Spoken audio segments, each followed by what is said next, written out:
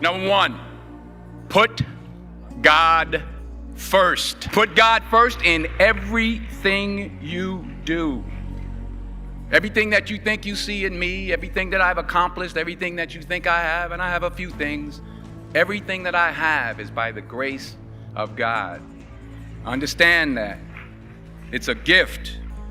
40 years ago, March 27th, 1975, it was 40 years ago, just this past March, I was flunking out of college. I had a 1.7 grade point average. I was sitting in my mother's beauty shop, and I'm looking in the mirror, and I see behind me this woman under the dryer. And every time I looked up, she was looking at me, just looking me in the eye. And I didn't know who she was, and I said, she said, somebody give me a pen, give me a pencil, I have a prophecy. March 27, 1975, she said, boy, you are gonna travel the world and speak to millions of people. Now mind you, I flunked out of college. I'm thinking about joining the army. I didn't know what I was gonna do, and she's telling me I'm gonna travel the world and speak to millions of people. Well, I have traveled the world, and I have spoke to millions of people.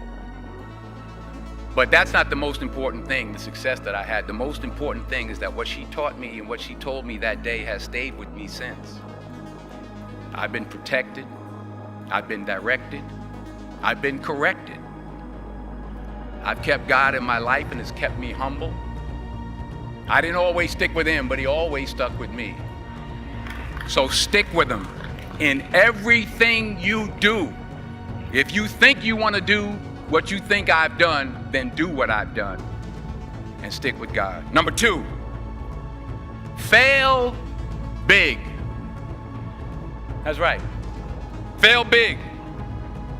You only live once, so do what you feel passionate about. Take chances and understand that to achieve these goals, you must apply discipline and consistency.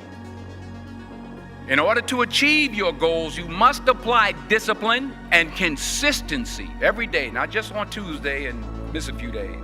You have to work at it every day. You have to plan every day. You've heard the saying, we don't plan to fail, we fail to plan. Hard work works. Working really hard is what successful people do. Remember, just because you're doing a lot more doesn't mean you're getting a lot more done. Don't confuse movement with progress. My mother told me, she said, yeah, because you can run in place all the time and never get anywhere. So continue to strive, continue to have goals, continue to progress. Number three, you'll never see a U-Haul behind a hearse. I don't care how much money you make, you can't take it with you. The Egyptians tried it.